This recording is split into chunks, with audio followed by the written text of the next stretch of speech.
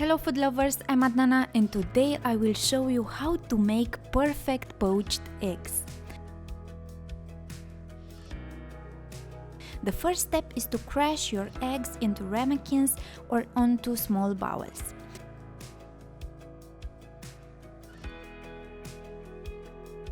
The second step is to add 1 liter of water in a medium pan.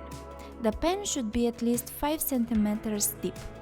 Next, add 1 tablespoon of white wine vinegar and bring it to simmer. Don't add any salt as this will break up the egg white. Next, we need to create a whirlpool in the water to help the egg white to wrap around the yolk. Reduce the heat to low and slowly tip the egg into the center.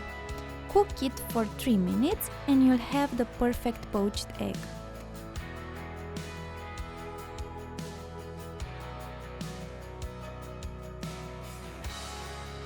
Lift the egg out with a slotted spoon and drain it on a kitchen paper.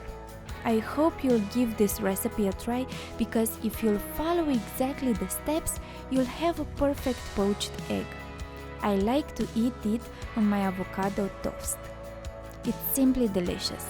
Till next time, eat healthy and enjoy food.